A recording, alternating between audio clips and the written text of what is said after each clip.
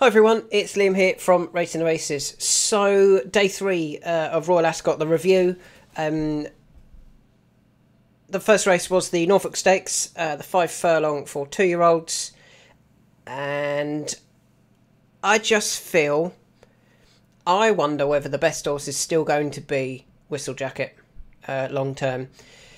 Disappointing on the day for sure, only finishing 4th at 10 to 11 favourite.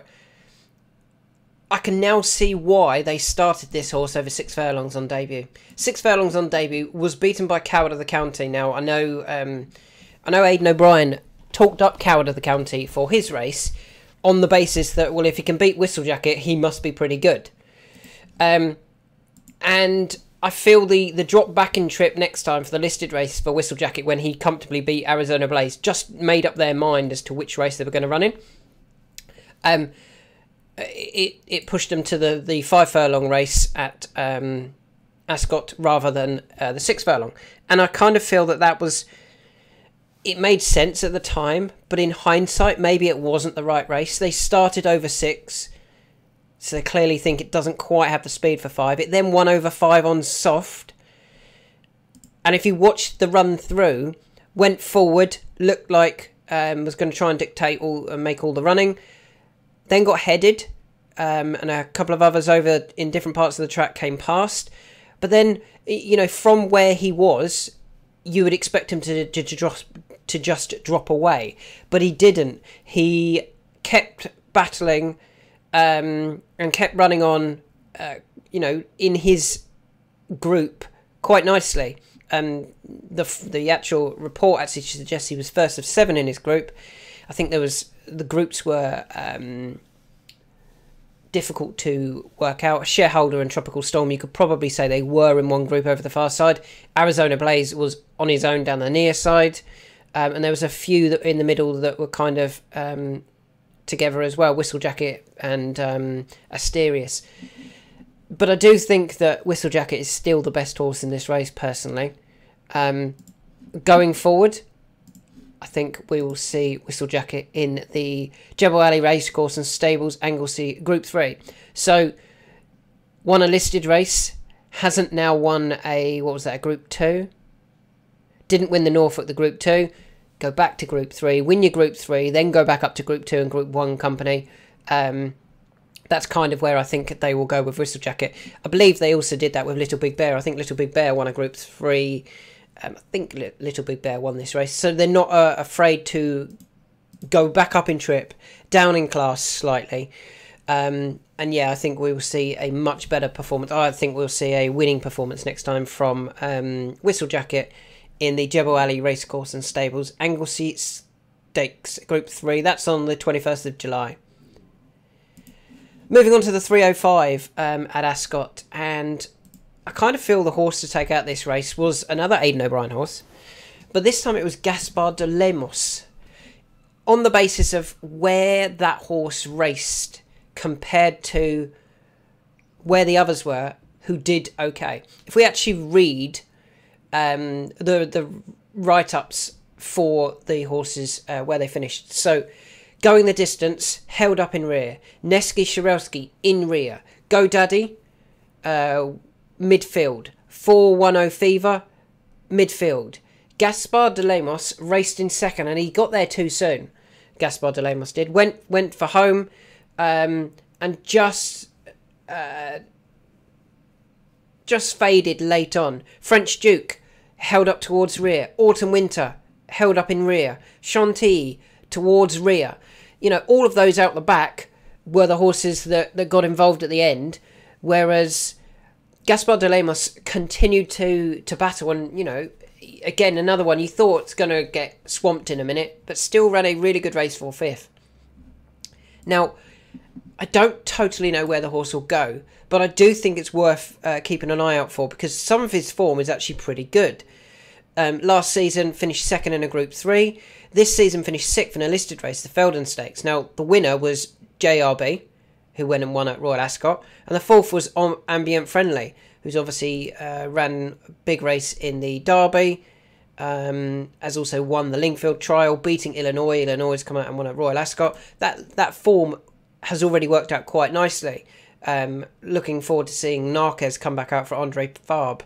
But yeah, so that was Gaspar de Lemos' return, and then last 2 runs ago was third behind Birdman and Bellezza. Now, Birdman went up for the Queen's Vase, the Group 2, finished third, didn't run badly at all. Bellezza, don't know whether that's come back up, I'm just having a look on my other screen. Bellezza hasn't run since, and that had previously finished 5th to Ezelaya in the Group 3 at Navan. It's good form that Gaspar de Lemos has, and it's better than handicap form, and I wonder whether they might find a handicap for that horse to try and win, you know, and maybe be a little bit more conservative with the ride. And I think there's still more to come off his current handicap mark of 98 in the UK for Gaspar de Lemos. Being an Aidan O'Brien horse, you'll probably see it now running back into group races, but I'd really be interested if Gaspar de Lemos was given another run in a handicap. Moving on to the 345, didn't see anything here. The Ribblesdale, you got to me, is the obvious one, and the fact that she goes so hard early on, and then you know, isn't being allowed to be ridden economically, goes off too hard, but does battle late on. You know, still only finished 4th, and yet had gone way clear, sort of turning into the straight. That is what the horse does, though, and that's where it's going to be tricky to get her right. In terms of everything else, Lava Stream travelled beautifully. Maybe she demonstrated that she wasn't Group 2 class just late on. She travels nicely, but is able to be out-battled. Nothing else was of interest in that race for me.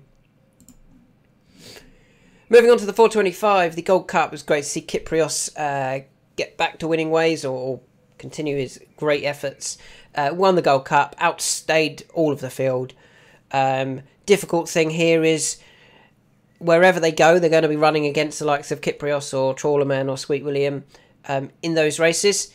One thing I definitely want to point out, so Sweet William was third in a good race in the Gold Cup. Now, I think it was Sweet William. Just having a look. No, it was the runner-up. It was Trawlerman. Only beaten, a length by Kyprios. Trawlerman had previously beaten Bajdor at Goodwood in a handicap, the Coral Summer Handicap, a few years ago. Yukon Glen was third. He's obviously come out and won a couple of times since then even. Yeah, Bajdor, keep an eye out for him if he does go to Goodwood for the Coral Summer Handicap. I also think he could be aimed at the Ebor. He's one that I quite like. But I think we actually come on to him in a later video anyway, so we won't spend too much time talking about him. In terms of this race, nothing really, you know, Kyprios is going to outstay them all every time he runs over 2.5 miles sort of thing. Moving on to the 505, the Britannia Stakes. Now, I do have a couple in this that I think are very eye-catching. Mickley travelled nicely in the middle of the track and brought through Skakusa. The two that didn't get the runs were actually down the near side. They were Native Warrior and King's Gamble.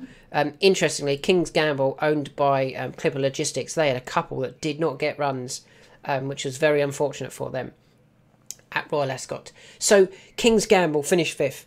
Go and watch his run. You can actually see he never shortened in odds from 11.71. He went out to 26 in the run and never shorter than 26 because he was dropped out the back, never got a clear run at all, and yet he went off just 8-1 at the bookies. I really like this horse going forward. I think there is plenty more to come. Did not get a clear run, as I've said. I'm sure he's better than that. I don't think the handicapper moved him. Left him on 102. That does mean, for me, he's going to have to run in the Bunbury Cup. The Bunbury Cup? Why have I put the Bunbury Cup? I don't want him over 7. I want him over a mile. I'll have to look into that. The second horse that I do definitely like is Native Warrior. Another one that I don't think got the clearest of runs down the near side. Wathman Racing did a really good job with their purchases. I think a lot of them ran really big races. If they didn't win, they ran well. There was only a couple that didn't run well. I think one of those was actually disappointed because it was almost in there as a pacemaker in the race with English Oak. Down the near side was just there to set up a race for English Oak, in my opinion. So this one, Native Warrior, yeah, as I said, didn't get the clearest of runs. One down the near side group. You take out the two over the far side, and Native Warrior has won it cosily, despite not getting a clear run. Handicapper has raised him, I know, but without even thinking about the handicap, there is this race here at Newmarket, the National Stunt Handicap Stakes, for horses rated 3 and older, for rated 76 to 95. Now, he does still get in that, Native Warrior, and I just wonder whether they might try and get a little bit of prize money, a bit more prize money back for a horse they've purchased before then going into better races. Off 90 or 93, I think the horse has gone up to. Might struggle to get in some of the handicaps later on in the year. If they do want to get him into those, I think they're going to have to win a race, potentially this one on the Thursday 11th of July. So the two there, as I've mentioned, definitely Native Warrior and definitely King's Gamble. Wherever King's Gamble goes, if they can keep him in a handicap, I'd be very keen on him, to be honest. There is a listed race that they might also turn up in. Moving on to the 540, the Hampton Court Stakes. The obvious one here was King's Gambit, should have won. In terms of those behind, nothing else caught my eye. And the fact that King's Gambit was the favourite going into this, he'll turn up and be another short price favourite next time.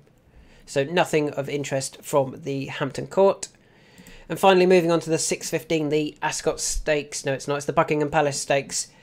2 from this race that were very eye-catching for me. The first one was the third placed Carry the One. Now, it looks like Michael Bale has worked out what to do with this horse, and his last couple of runs have been very good. Obviously, he was a winner at Newmarket 2 runs ago before running a huge race at Royal Ascot off a mark of 101. Now, I think there's more in this horse now that they've worked out what to do. That was only his 4th run for Michael Bale. Where do you go with this horse then? I think you do run him back at Newmarket, and it's on the July course. Now, I don't think he's had a run on the July course. I'm just having a look. He hasn't had a run on the July course, so we don't know how he would run on the July course. His only run on the Newmarket course, which was actually on the Rowley Mile, he didn't run great, but it was his first run for Michael Bell, and it was off a 222-day break. I feel that they were working out how to get him to run a big race at Royal Ascot. They found out how to do it by winning at Newmarket in May, and then went to Ascot and ran a really good race. Now, go back and watch his run. He does not get a clear run at all, and yet still finished really, really strongly. If he'd got a clear run, I think he would have won it if he gets a clear run, personally, or at least pushed English Oak very close. And the second horse that I definitely want to talk about is Fresh. Another one, did not get a clear run. Still ran on quite nicely for 7th. The horse is very well handicapped now, down to a mark of 92. We know he's got some really good form at Ascot, including winning a Moët and Chandon a few years ago. He won that off 98. Currently rated 92. That's got to be where they turn up next, isn't it? Back for that Moët and Chandon Handicaps International Stakes on the 27th of July. I'd still be backing Fresh with a clear run. He would have gone a lot closer. And I think he's now off a mark that he can go really well. So there's some thoughts from day 3. The main talking points. Whistlejacket, I do think he is really good. He'll be much better back over 6. Gaspar de Lemos, I just don't know where they're going to go with that horse, but I do think the handicap mark isn't right for him. I think he was better than what he showed. King's Gamble and Native Warrior, both for subsequent handicaps. I do like them. And finally, Carry the One and Fresh, similar story with those two. Both didn't get a clear run. I really like Fresh if he gets in that Moët and Chandon International Stakes.